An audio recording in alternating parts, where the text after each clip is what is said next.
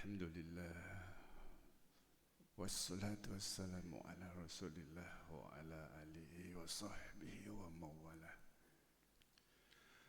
wala hawla wala quwwata illa billah wa ba'du.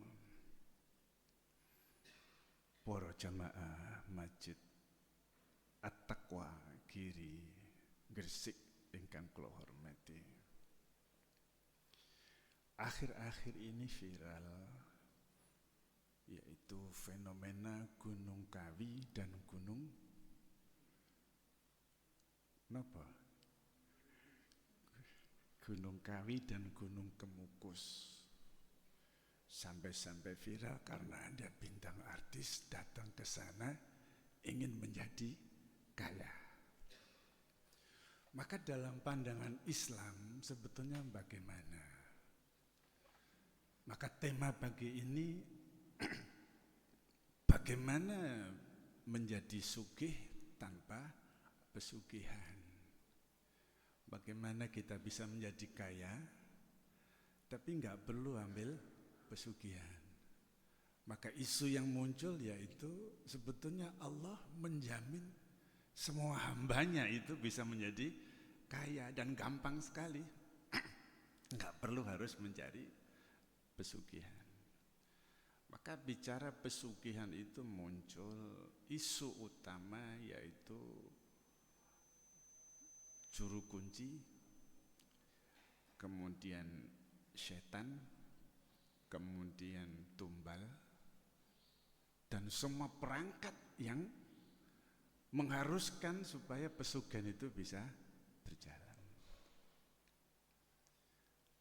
Apakah pesugihan itu ada? Pertanyaan utama, Pak, itu mitos atau realitas? Tentu bagi orang yang tidak pernah masuk di dunia sana, wah itu hoax, itu enggak benar, itu enggak ada itu. Tapi orang yang masuk di dunia itu, yang meneliti masalah itu ada. Dan dalam kajian filsafat sendiri ada metafisik dan ontologi juga meneliti bahwa dunia selain dunia kita itu ada, entitasnya itu ada. Tetapi proses dari setan menjelma menjadi tuyul dalam penelitian memang belum ditemukan. Sehingga disertasi kemarin saya di kampus, saya membawa judul bahwa jin itu punya perasaan.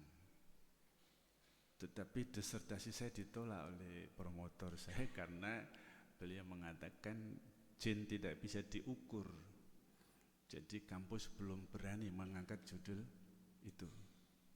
Padahal Ustadz Faizar di Universitas Muhammadiyah Yogyakarta yang profesinya sama dengan saya, judulnya diasisi oleh pihak kampus. Beliau sudah doktor. Kenapa itu saya angkat? Karena memang fenomena di masyarakat kita, walaupun kita orang Muhammadiyah, kadang masih belum bisa membedakan mana itu ruqyah syariah dan ruqyah syirkiyah. Tadi ada jamaah merapat ke saya memberitahukan bentuk ruqyahnya. Kadang orang-orang kita sendiri Muhammadiyah belum paham betul. Maka kita kembali lagi kepada pesugihan. Sekilas memang seperti mitos, tapi betul-betul ada. Bapak kalau tidak percaya datang ke Gunung Kawi atau datang ke Gunung Kemukus. Ada lagi satu tempat di sini yang tidak saya beritahukan, dekat di sini. Saya khawatir bapak-bapak nanti ke sana.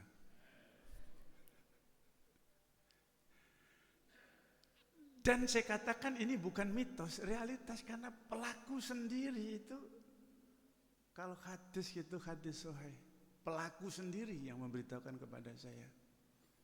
Dulu sebelum dia taubat, sekarang alhamdulillah sudah menjadi orang baik. Dulu dia ingin kaya, datanglah ke Gunung Kawi. Sampai di sana harus menemui juru kunci. Sampai di sana juru kunci akan tanya kepada orang itu, teman saya itu, Bapak datang ke sini mau apa? Saya mau kaya. Karena ke sana itu tujuannya mau kaya. Juru kunci sendiri itu sebetulnya juga melarang orang-orang mencari kekayaan dengan cara seperti itu. Karena apa? Tidak ada kerja setan itu yang gratis. Kan begitu. Karena teman saya itu memaksa ingin tetap kaya, maka oleh juru kunci itu, ya nggak apa-apa nak, kalau kamu ingin kaya, diajaklah masuk ke ruangan. Ruangan itu mesti tempat untuk ritual. Ritual itulah yang kemudian dalam Islam dilarang karena ada di situ persembahan kepada setan. Setelah ritual-ritual, teman saya itu disuruh melihat di situ ada satu gentong berisi air, di mana apa yang harus diberikan kepada setan dalam gentong itulah bisa dilihat. Ketika dilihat ternyata anak laki-lakinya yang pertama. Papa, papa, papa, panas pak. Berarti anak laki-lakinya harus dikorbankan. Bapak-bapak pernah mengalami seperti itu? Kok mboten jawab? Ya tentu tidak pernah mengalami karena bapak-bapak tentu tidak pernah ke sana. Hati-hati Bapak, Ibu, di sana foto panjenengan semua ada, nama lengkap ada semua di sana. Nanti saya kalau cek ada Pak Haji Nur Fotani dari Gresik, fotonya ada, berarti Pak Nur Fotani punya pesugihan. Ini depan orang ini Pak. Orang yang ngambil pesugihan tadi itu karena yang dikorbankan harus anaknya, maka dia tidak jadi, nggak usah Pak. Tapi dia masih penasaran, tidak pulang ke rumah. Malam keduanya datang lagi menemui juru kunci. Barangkali yang dikorbankan itu bukan anaknya, sapi atau kambing atau ayam. Dicoba lagi satu kali. Ternyata dalam bejana seperti kemarin itu Pak, yang ada ayahnya itu, anak laki-lakinya muncul lagi di situ. Maksudnya ialah sebagai tumbal kekayaan pesugihan itu anak laki-lakinya harus dikorbankan. Karena menyangkut anak, maka teman saya itu tidak mau. Wis mbah, gak sugih, gak popo mbah, gak paten aku mbah. Lapo anakku kok tak korbankan. Kalau seumpama sapi atau kambing atau apa, dia siap. Alhamdulillah teman saya itu enggak jadi ambil pesugihan di Gunung Kawi. Turun karena masih ingin kaya, datanglah ke satu tempat di sekitar kita, di gunung sekitar kita. Tidak saya beritahukan, saya khawatir nanti panjenengan ke sana. Di sana Pak, anak kecil-kecil itu Pak, setinggi 1 meter, tidak punya baju, hanya pakai jawat itu, ribuan. Silakan berapa yang kamu mau. 2 orang datang ke sana, yang teman saya itu Pak, karena tahu bahwa risikonya ketika mengambil tuyul itu, sebelum bekerja tuyul itu pun minta nyusu, setelah bekerja tuyul itu pun minta nyusu. Siapa yang menyusui? Jenengan gak boleh jawab belas Pak. Kok tegang itu jenengan niki? Siapa yang menyusui? Istrinya. Maka datang ke sana tidak boleh sendirian, harus dengan istrinya, karena nanti yang menyusui itu istrinya. Jadi tidak jarang orang yang kaya karena doyol itu, yang laki-laki badannya sehat karena uangnya banyak, istrinya kurus kerempeng karena setiap malam menyusui. Bapak-bapak jangan korbankan istri kita supaya menyusu, kasihan mereka. Teman saya ini tidak jadi ambil lagi karena tidak mau mengorbankan istrinya. Temannya yang dari Malang jadi ngambil 2. Tiba pulang ke Malang, kaya raya, telepon teman saya itu, Pak, uang saya sekarang sudah banyak, butuh berapa saya pinjamin? Tidak usah, saya nggak butuh uang kamu. Coba. Lalu bagaimana ciri-ciri orang yang punya tuyul tadi? Bapak Ibu minta diberitahu. Jenengan kok tekan gitu coba. Kok mboten respon sama sekali. Orang yang punya tuyul itu kalau jalan tangannya dibondo ke belakang dan di tempat keramaian begini jalannya, Pak.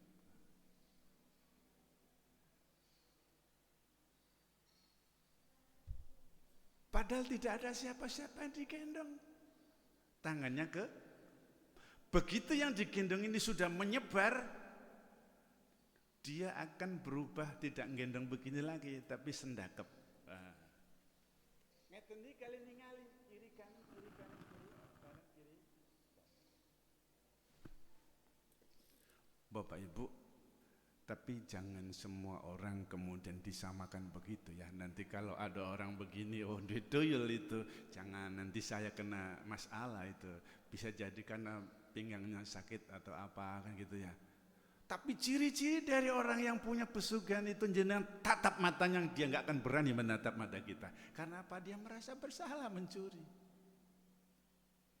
Sampai di sini Bapak Ibu bisa percaya nggak bahwa tuyul itu ada? Penjenengan kok mboten jawab belas ya Pak? Sampai di sini penjenengan percaya nggak bahwa tuyul itu ada? Lah gitu. Ada Pak. Kalau jenengan ingin bukti, saya bawa ke tempatnya. Kalau mau ambil pun silakan ngambil, kan gitu. Tapi jangan karena Islam melarang hal demikian. Saya ketika di Malang Pak, setelah selesai acara saya dibawa ke satu lobi oleh seorang profesor dokter, namanya saya tidak perlu sebut. Ustadz, saya tolong dibantu. Apa Prof? Yang gitu ya. Uang saya setiap hari kok hilang terus, Ustaz. Coba. Uang saya setiap hari hilang terus. Nominal uang yang hilang itu 100 atau 50. Waktu bertanya itu 1 tahun yang lalu. Bapak Ibu, kalau ada uang hilang, 1 gendel 1 juta, yang hilang 100, kira-kira yang mencuri itu manusia apa selain manusia?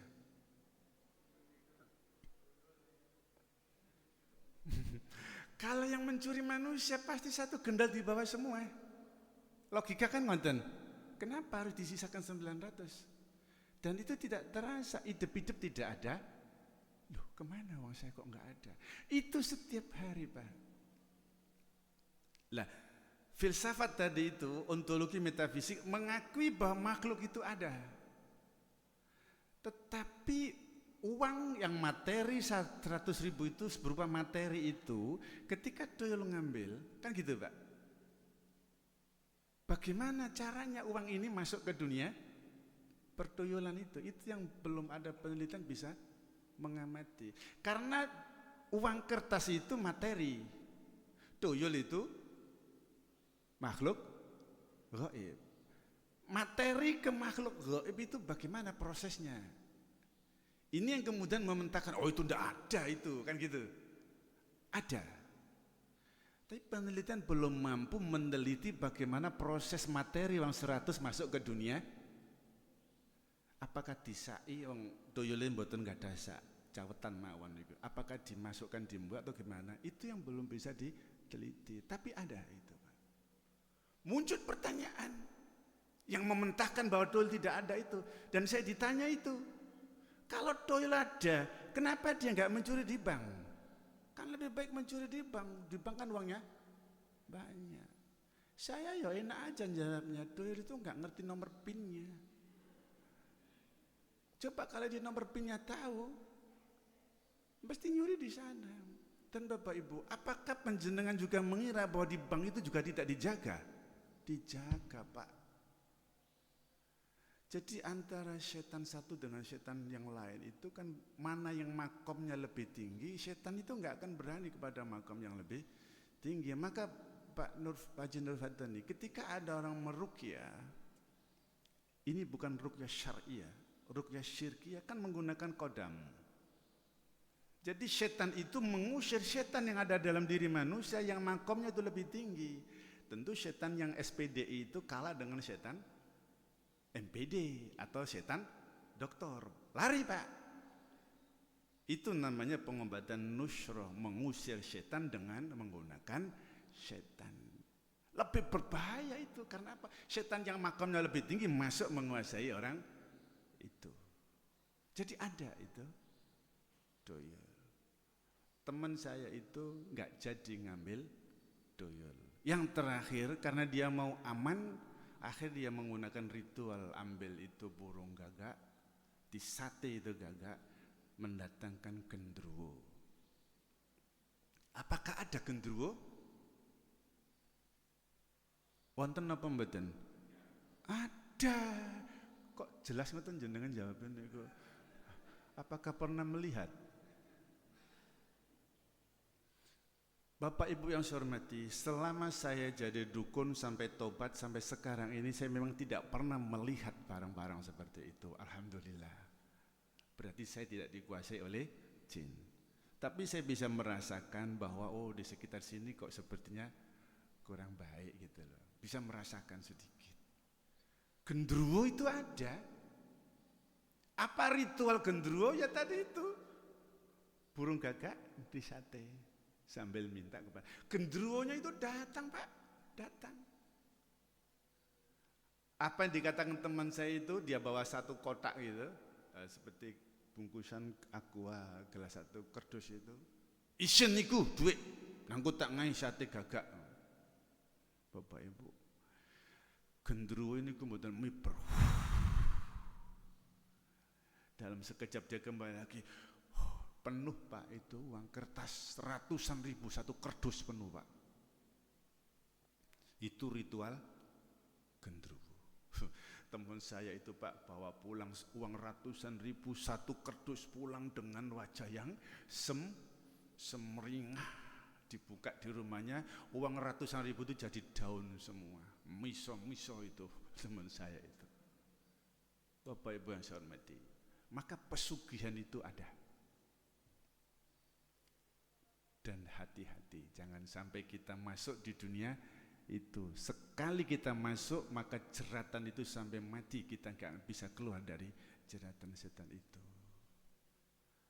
Ada di satu tempat Bapak Ibu, saya diminta untuk datang meruqyah karena istrinya itu, jadi suaminya ambil pesugihan, syarat utamanya yaitu tidur dengan istrinya. Ini nanti akan kita bahas di Masjid Fakih Utsman Jumat kedua. Ada permintaan dari masjid bagaimana proses. Jadi setiap hari Rabu orang itu akan keluar dari rumah dan tidak lama dia akan datang lagi. Yang datang itu bukan orang itu tapi jin yang akan mengumpuli istrinya. Istrinya itu sampai kurus kering karena apa? Setiap hari Rabu harus melayani hubungan badan dengan setan.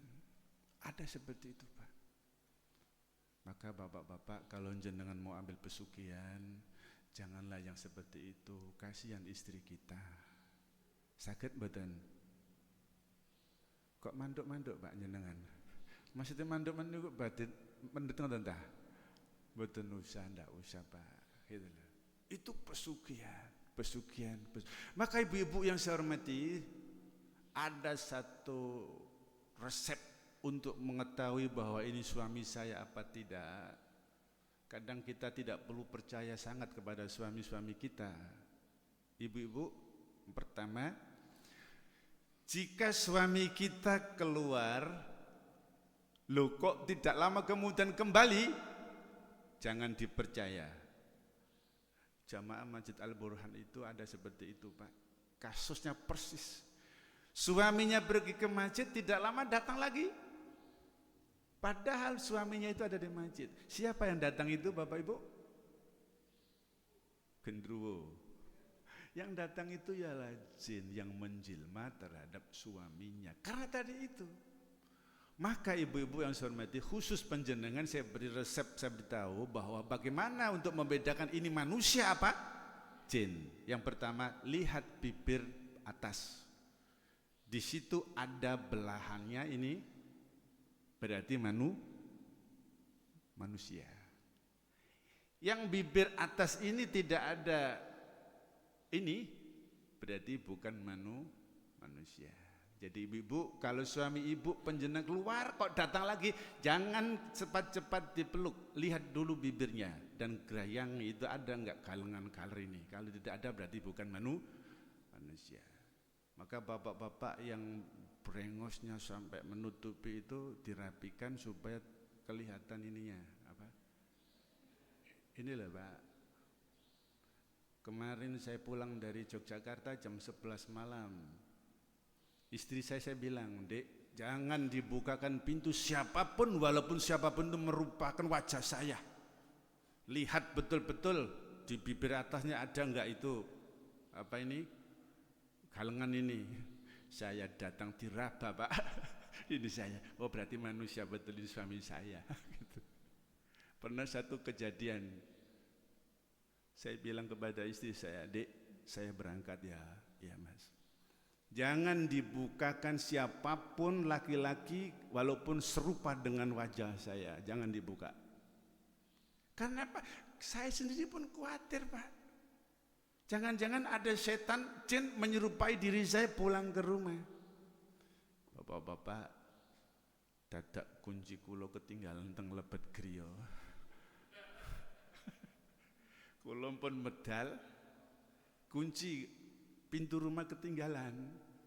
Saya kalau biasa keluar malam tidak membangunkan istri, Pak. Kenapa? Saya menyuruh Rasulullah. Rasulullah itu kalau pulang malam kan gak membangunkan istrinya, tidur di depan pintu. Saya tidak tidur di depan pintu, saya masuk sendiri. Kunci saya bawa, Pak. Dadak kunci saya ketinggalan di dalam. Saya buat, "Dek, buka pintu, kunciku kari."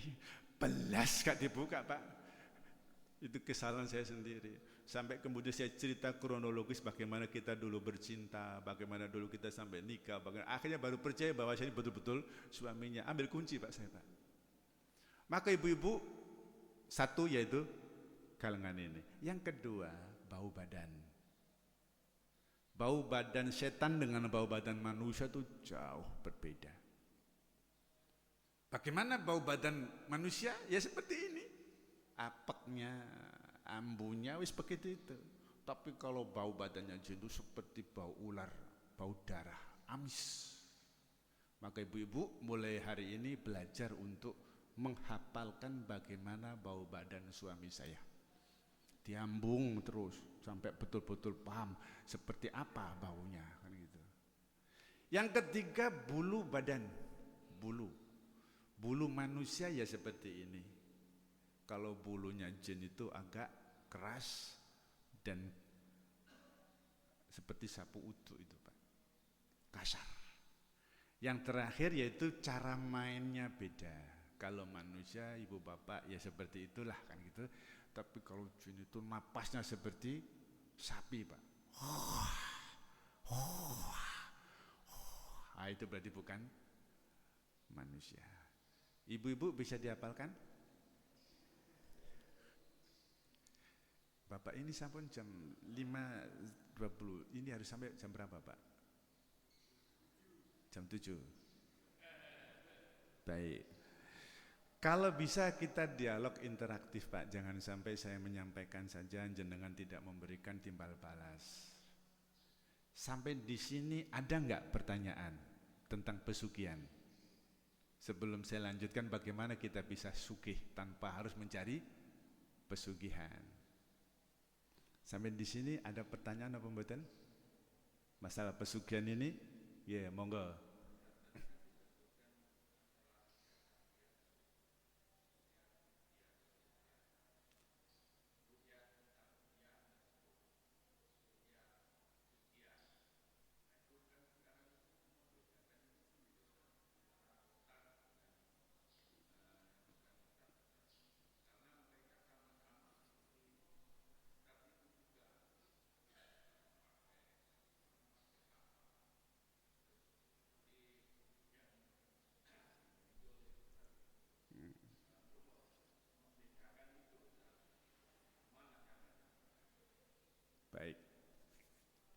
Pertanyaannya yaitu bagaimana cara membedakan ruqyah syariah dan ruqyah syirkiyah.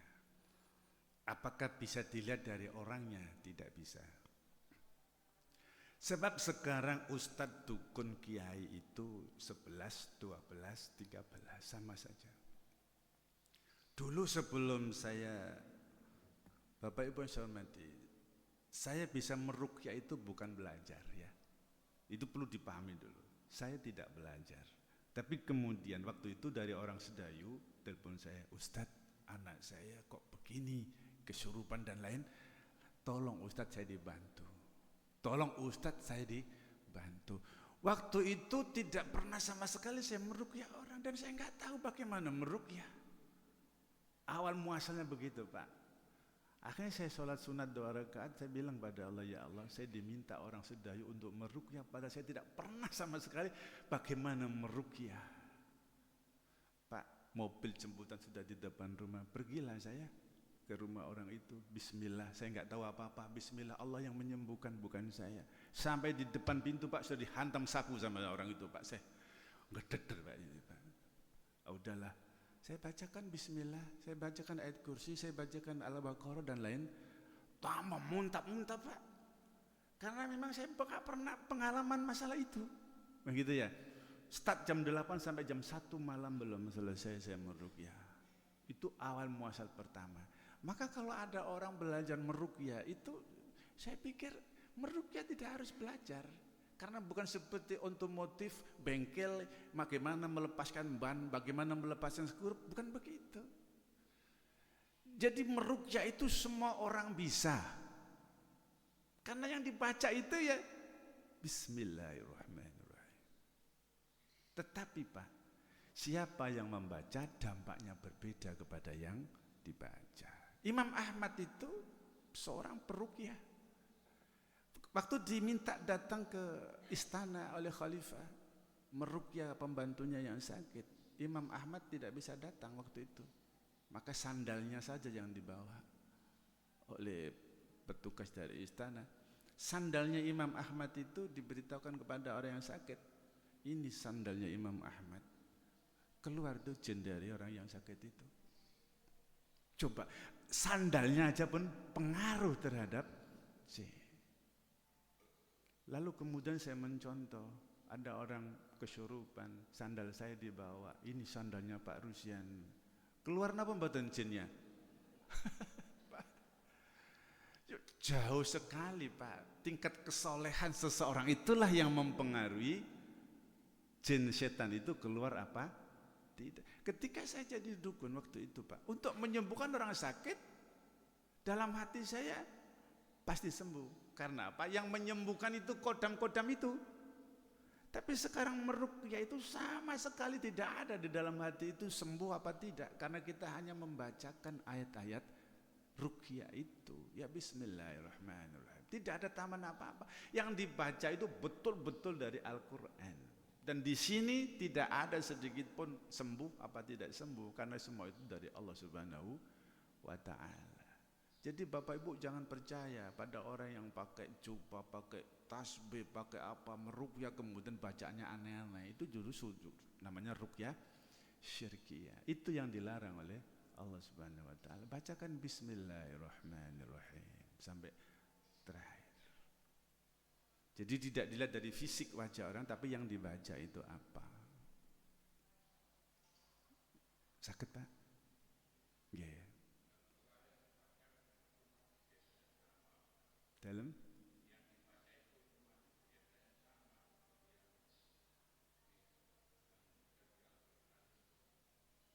ya, kalau yang dibaca dari Al-Quran, dari hadis Nabi, yaitu sudah masuk wilayah ruqyah syirkiyah. Dan tidak ada tambahan-tambahan apa-apa lagi, seperti harus menyembelih ayam atau apa dan apa. Betul-betul seperti sahabat Nabi meruqyah suku Badui itu hanya dibacakan bismillahirrahmanirrahim alhamdulillahirabbil alamin, itu saja. Dibatasi tidak melakukan hal-hal yang aneh-aneh gitu loh Pak. Ya. Kita lanjutkan nggih.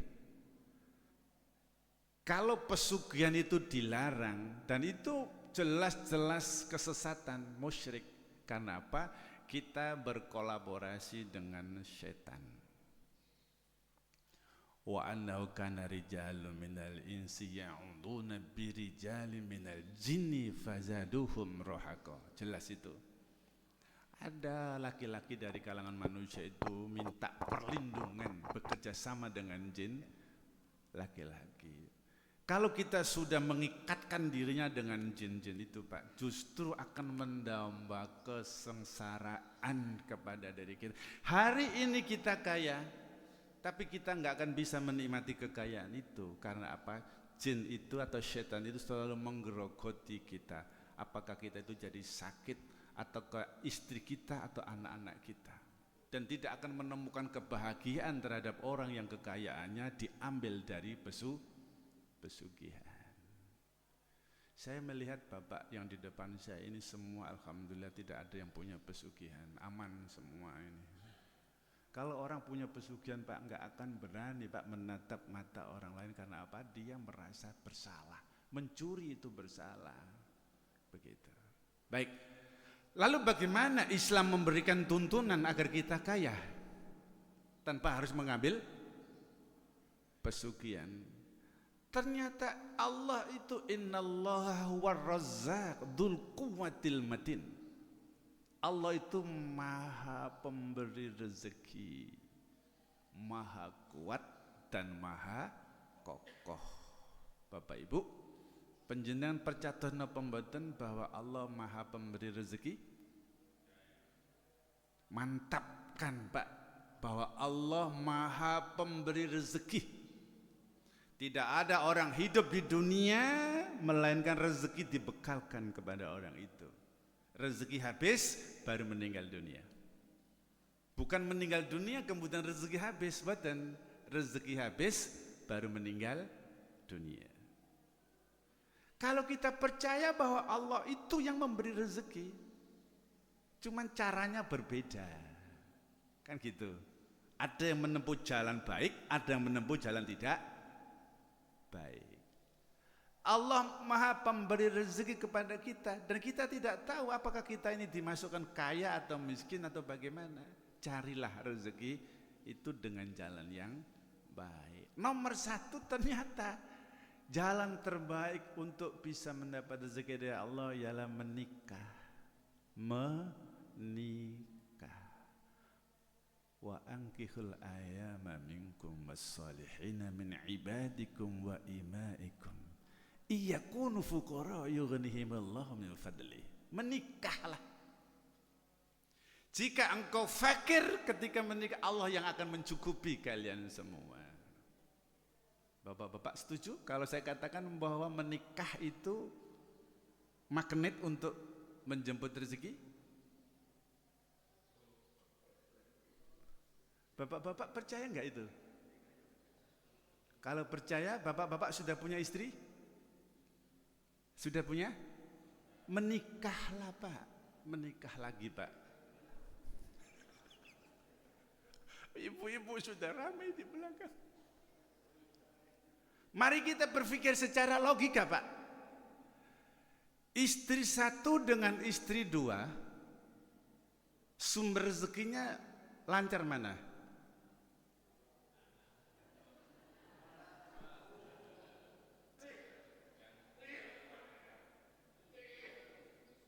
Kok mboten jawab, bapak-bapak? Apa takut nanti di rumah dicelatu istrinya gitu tak? Wong Al-Quran sendiri kan memerintahkan begitu. Fankihu ma taba lakum minan nisa'i masna wa thulatha wa ruba'. Nikahilah perempuan-perempuan itu 2, 3, 4. Kita berangkat bekerja, yang mendoakan istri satu dengan istri dua lebih manjur mana, Pak? Tentu istri dua, apalagi kita berangkat ke kantor, berangkat berdagang ke toko, kemudian istri yang 4 itu semua berdoa pada Allah, ya Allah berikanlah rezeki yang lancar kepada suamiku. Kira-kira lebih manjur mana, 4 perempuan dengan 1 perempuan? 4. Ayo menikah lagi, Pak. Bapak-bapak tertawa tapi takut sebetulnya pada istrinya. Di kiai itu Pak, kalau belum punya istri 2, 3 belum namanya kiai betul. Saya baru 1 Pak, belum 2. Belum kiai betul. Menikah Pak, menikah. Kalau kita urut ke belakang, dulu panjenengan sebelum nikah punya apa?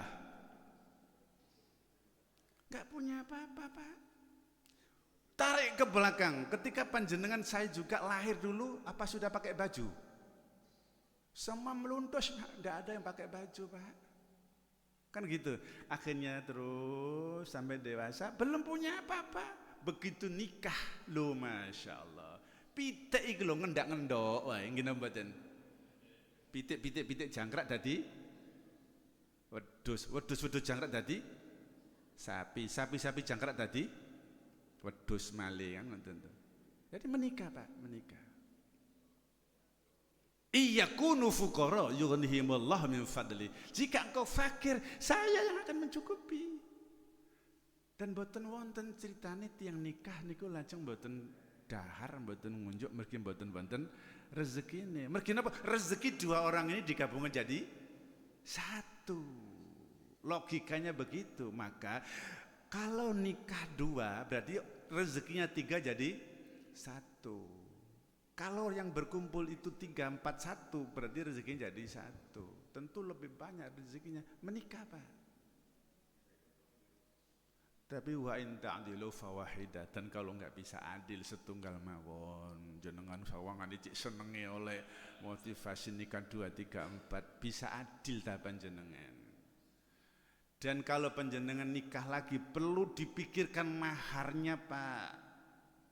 Mencontoh Rasulullah, unta betina 25 ekor. Jenengan nikah mas kawinnya itu seperangkat alat salat sajadah kali rukoh sakno bojone kan ngoten ta. Napa? Masjidnya. Nomor kali sak mantun nikah ternyata rezeki itu kantil kalian putra putri. Wala taqtulu auladakum khasyata imlaq nahnu narzuqum wa iyyakum. Kamu jangan membunuh anak-anak kamu karena khawatir miskin. Saya nanti yang mencukupi anak-anak kamu dan kamu juga. Coba. Berarti tidak ada anak banyak kemudian khawatir nggak bisa beri makan. Justru anak banyak itu rezekinya banyak karena rezeki itu kantel dengan setiap manusia. Contoh, misalnya rezeki anak 1 50. Kalau punya anak 9, rezekinya berarti 450. Itu logika sudah, tidak bisa dibantah. Maka jangan sampai nikah anaknya dibatasi hanya 2 anak cukup. Mboten usah dibatasi Pak. Lah, gaya-gaya ngoten niku salah. Berapa kita harus mempunyai anak? Secukupnya. Berapa? 10. Oh siap. 11 siap. Bapak kan tinggal apa? Bapak kan tinggal ibunya itu harus betul-betul siap. Jangan sampai tidak. Dan seorang suami itu punya hak untuk mengatur berapa harus punya anak. Mengatur maksudnya Pak. Ibu-ibu kalau sudah punya 2, 3, 4, 5 lanjutkan sampai tidak bisa dilanjutkan. Waktu itu saya sudah punya anak 4 Pak. Saya sebetulnya ingin punya 13, 14 anak. Tapi waktu sudah 4 itu istri saya sudah umur 40 berapa gitu. Sudah tidak bisa karena risikonya tinggi. Ya, waktu itu saya harus mengalah karena ada risiko kehamilan. Berarti untuk mencukupi 13 anak bagaimana? Nikah lagi Pak, kan ngoten. Jadi nikah dan anak. Setuju Pak? Menikah dan anak. Yang ketiga, rezeki itu, kekayaan itu bisa dicapai dengan bekerja. Ini sebagai wujud bahwa rezeki itu cara mencarinya kita tidak boleh duduk manis di masjid. Ketika itu Umar bin Khattab tahu ada orang habis sholat tidak keluar masjid Di masjid saja zikiran aja ditegur oleh Umar. Allah tidak akan menurunkan emas dari langit. Keluar dari masjid bekerja. Kan ngoten. Wa allaisa lil insani illa ma sa'a. Dan kamu tidak akan mendapatkan apa-apa melainkan apa yang kamu kerjakan. Seorang tukang akan mendapatkan hasil dari pertukangannya, seorang ngelas akan menghasil, seorang guru, seorang pedagang, semua itu bekerja dalam rangka mencari kekayaan. Wa allaisa lil insani illa ma sa'a. Bekerja. Yang keempat, bersyukur. Bersyukur, Pak. Allah memberikan berapapun kekayaan itu, alhamdulillah. Sakit? Wa itta'adzana rabbukum la in syakartum la azidannakum wa la in kafartum inna adzabi lasyadid. Kalau kita syukur Allah akan nambah. Akan nambah. Guru-guru yang belum sertifikasi 350 per bulan, alhamdulillah. Sakit? Marbot 1 bulan berapa Pak ini Pak? 500, alhamdulillah. Alhamdulillah mawon. Penjenengan ke pasar kadang laris kadang boten, berapapun yang diterima alhamdulillah. Syukur datang Allah Subhanahu wa taala. Tinggal kita memanage bagaimana dengan sedikit itu bisa cukup. Kan ngoten. Jangan sampai besar pasak daripada tiang. Kalau penghasilannya kecil yang kita makan ya harus sesuai dengan penghasilan kita. Bagaimana? Ya diatur oleh ibu-ibu rumah tangga itu. Jangan kemudian penghasilannya sedikit, pengeluarannya besar. Nikah, anak, bekerja, bersyukur. Sakit apa mboten niki dilampahi? Yang kelima, istighfar. Istighfar.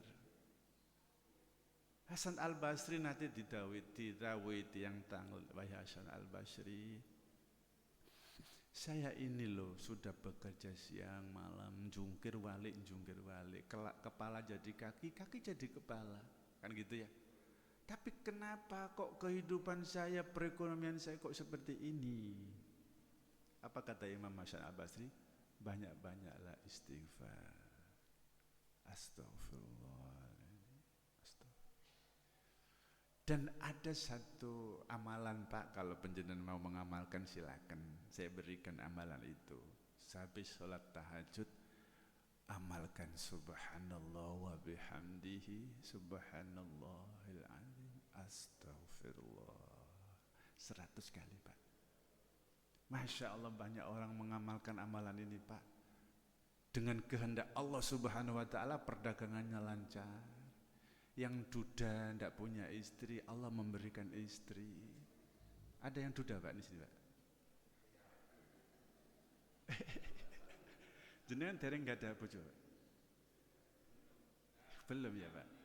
Itu doanya mungkin kurang khusyuk Pak. Ya yang duda, yang belum punya istri, amalkan itu Pak. Yang janda-janda, ibu-ibu, amalkan itu. Yang punya toko, punya warung, punya restoran, amalkan itu. Subhanallah wa bihamdi subhanallah astaghfir. Allah itu kalau disebut subhanallah wa bihamdi subhanallahil azim niku mengsem Pak. Kan seneng Gusti Allah disebut ngoten niku. Lalu astaghfirullah, ampuni aku. Allah itu tahu apa yang menjadi keinginan panjenengan, itu tahu. Dileme ini ku lajeng nyuwun, ya Allah kula niki pun lami enggak ada bojo. Iya aku weruh. Yang punya istri apakah boleh berdoa itu? Boleh, boleh. Ya Allah, saya itu sudah punya istri 1 ya Allah. Tapi lambene cerewet Pak. Saya ingin napa? Saya ingin jeneng kok mboten saged terus nodongane niku. Saya ingin istri saya yang cerewet itu ya Allah bisa rada meneng titik cek nemen bebel. Tapi ndongane ngoten niku wae. Fakultu astaghfiru rabbakum innahu kana ghaffara yursilis samaa 'alaikum midrara wa yumditkum bi amwali wa banin. Bi amwali wa banin. Allah akan memperbanyak harta benda kamu. Fakultus taghfiru. Perbanyaklah istighfar. Astagfirullah. Astagfirullah.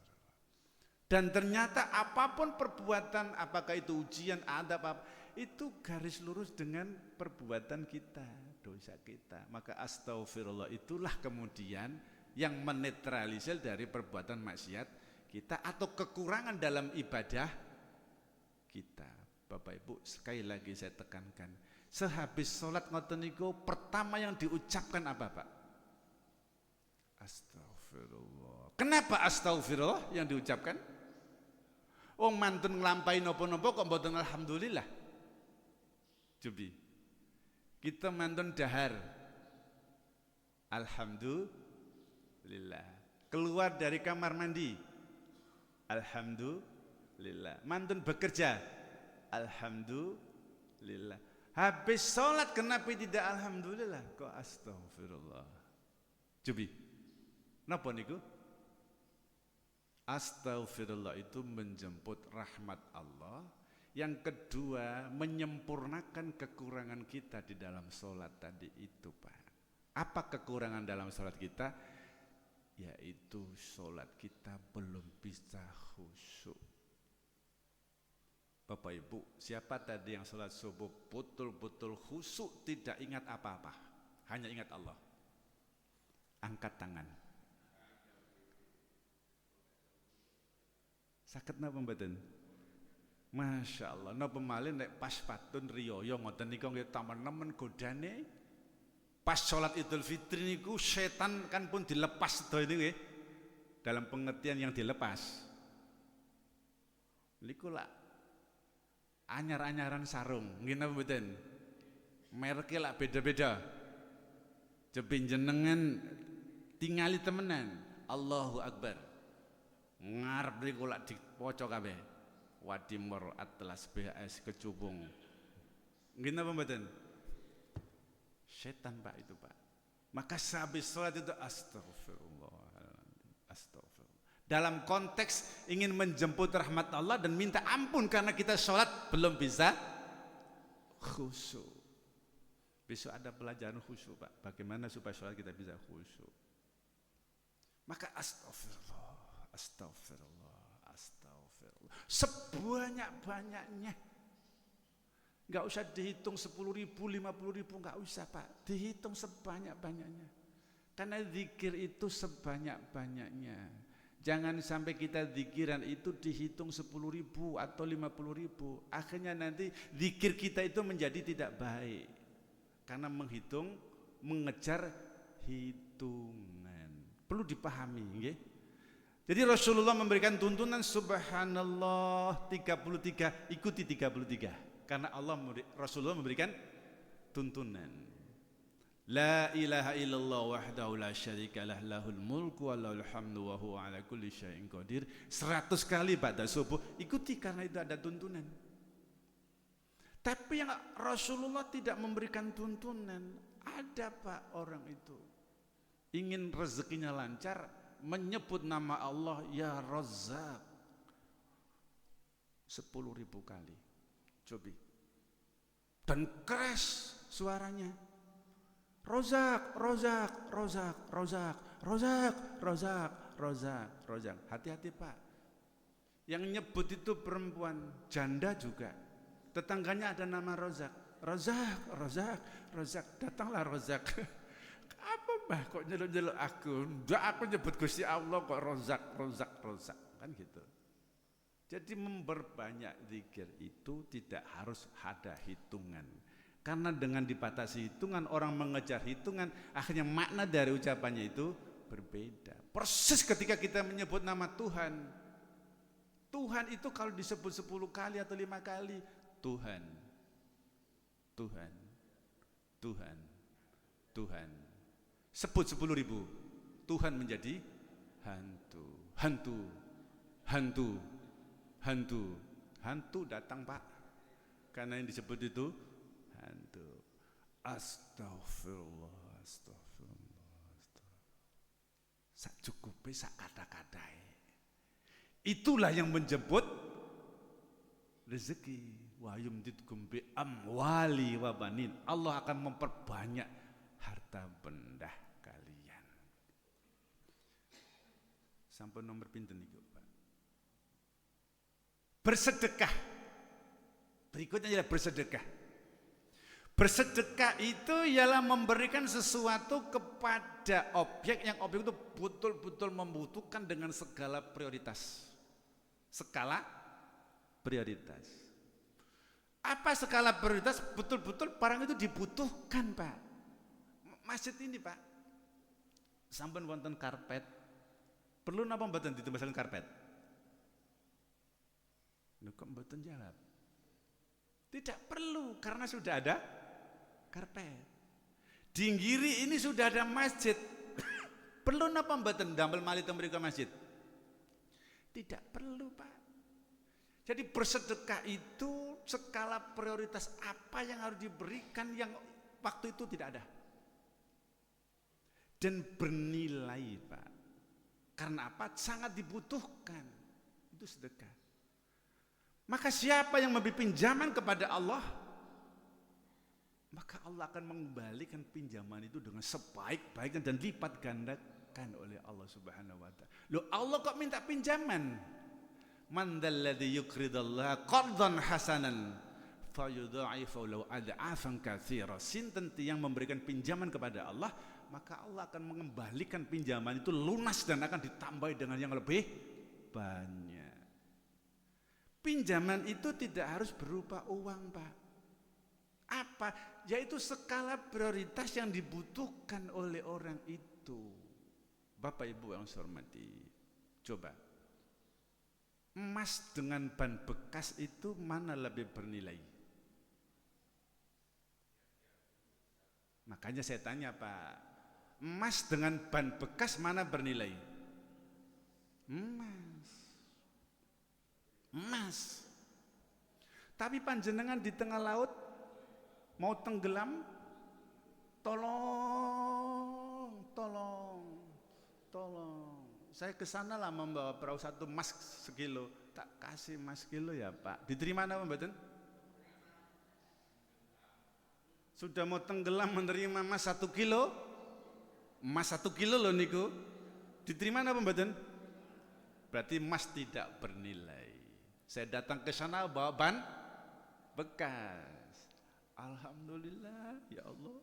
Nangis, Pak, ketika orang mau tenggelam dikasih ban bekas itu nangis karena bahagia. Berarti ban bekas lebih bernilai dari, setuju?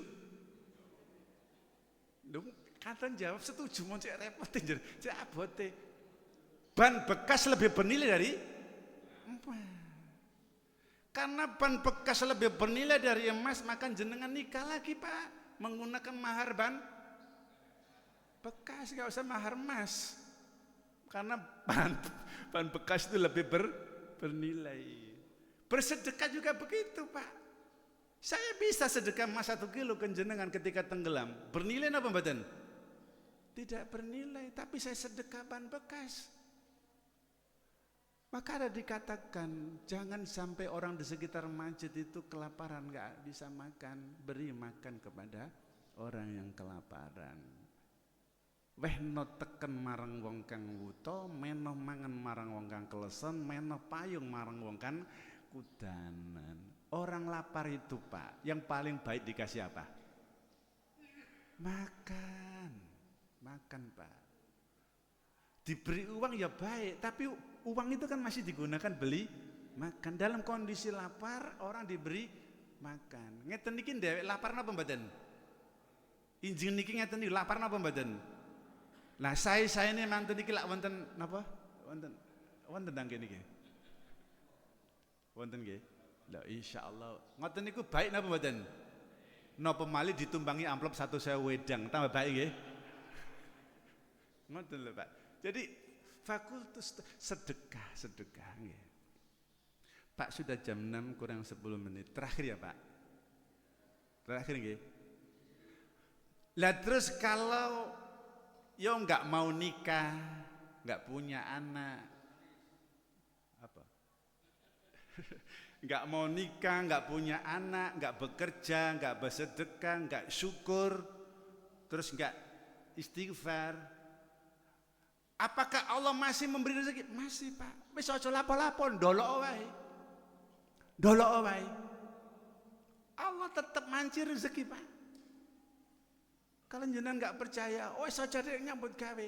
Mungkin teng mriku lak wonten peken niku nggih. Jenengan teng gerbang mriku nang ngeten mawon wis gak lapo-lapo lah. Plok 1000, plok. Bapak Ibu tahu orang gila? Orang gila itu nggak bekerja, Pak. Ya kesana kemari gitu aja. Ya ada orang yang ngasih suka bungkusan. Dan saya sendiri yang membuktikan. Ketika saya ke barat, ke sekolah itu kan, karena di situ ada orang gila itu, Pak. Setiap hari ada makanan di situ, Pak. Tanpa dia bekerja, tanpa berdoa, tanpa bersedekah, dia pun makan juga. Maka kalau jenengan tidak mau apa-apa, ya jadilah orang gila. Loh, maka konsep rezeki itu, Pak, yang perlu dipahami. Ada Imam Malik dan Imam Syafi'i. Kan kepang jenengan kali Imam Malik.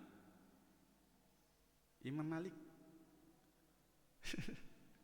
Imam Malik itu berpendapat bahwa jika tawakal kita kepada Allah, beres rezeki datang sendiri. Gak usah kerja, wis. Nontong wis teko dhewe rezeki. Kekayaan datang sendiri.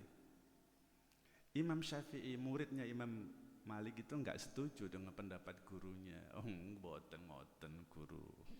Tiang niku menawi badhe nyuwun kekayaan, rezeki kekayaan, harus bekerja, ndak boleh duduk manis, ndak boleh nontong mawon. Jadi ada dua pendapat yang berbeda antara guru dan murid. Panjenengan setuju ingkang pundi? Tidak usah bekerja, tawakal kepada Allah, rezeki datang sendiri. Bekerja baru rezeki datang. Derek pundi jenengan? Imam Syafi'i ingin membuktikan bahwa pendapatnya ini benar. Dia keluar rumah, Pak. Kutuk. Lo dadak wonten tiang panen anggur. Imam Syafi'i nderek bantu panen anggur. Mantun niku diparingi bawon, sak kresek ngoten anggur. Berarti Imam Syafi'i bekerja mendapatkan rezeki berupa anggur. Murid rada medhiti ngoten niku, Pak. Dibeto niki anggur teng gurune Imam Malik. Nalika niku Imam Malik nggih ngeten niki ngaji. Betul lah. Assalamualaikum. Waalaikumsalam. Wis guyung-guyung ngoten Imam Syafi'i niku. Karena membuktikan bahwa pendapatnya benar. Orang mau rezeki harus kerja, nggak boleh duduk manis seperti guru, nggak boleh. Ngerti nggih? Tadi saya keluar rumah ada orang panen anggur, saya membantu ikut panen anggur, saya mendapatkan rezeki anggur. Guru karena duduk manis tidak mendapat panen anggur. Apa kata guru Imam Syafi'i? Malik itu berkata, iya. Saya dari pagi sampai siang ini saya nggak kemana-mana. Ya duduk seperti ini mengajar dan saya tawakal kepada Allah. Saya berdoa, ya Allah, awan-awan ngene iki nan misalnya ono wong rene nggawa anggur ngono lak seger ngono cah, ya Allah. Lu kamu kok datang ke sini bawa anggur? Sini tak makan. Imam Malik yang nggak bekerja makan anggur duluan. Imam Syafi'i yang gedokot bekerja juga makan anggur. Sama-sama tertawa, Pak. Karena apa? Pendapatnya sama-sama juga benar. Silakan dicoba. Penjenengan nggak usah bekerja di pojok masjid sana terus. La ilaha illallah, la ilaha illallah, la ilaha illallah. Ngene kok kano ngene anggur cah, la ilaha illallah. Datang anggur, Bapak Ibu? Ya enggak tahu datang atau tidak datang. Jangan kemudian seperti itu. Imam Malik, Pak. Orang yang betul-betul dengan Allah itu. Lah kita itu imam apa? Imam siapa? Bekerja, Pak, kalau kita itu baru mendapatkan hasil. Tetapi kesimpulannya orang itu bekerja tidak bekerja bukan karena bekerjanya mendapat rezeki, tapi innallaha huwarrazzaq dzul quwwatil matin. Allah nanti akan memberikan rezeki.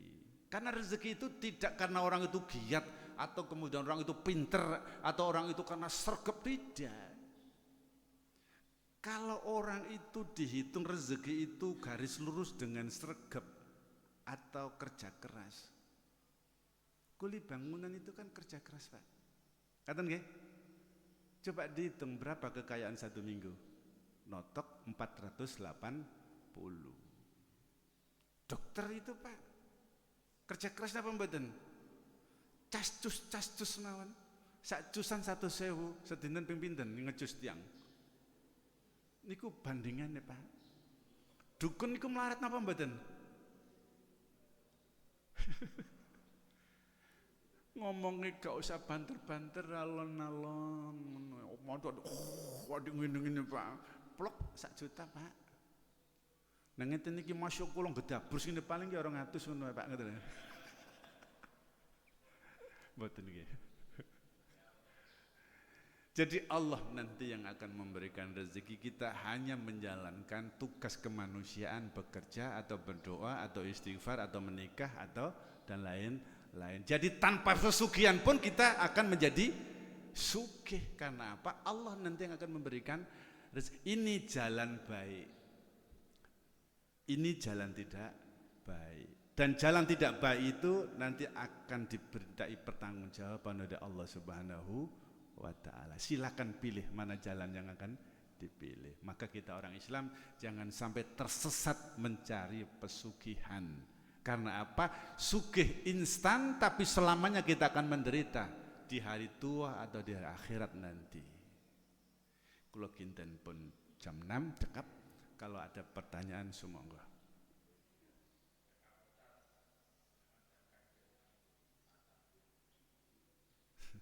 Cekap nggih.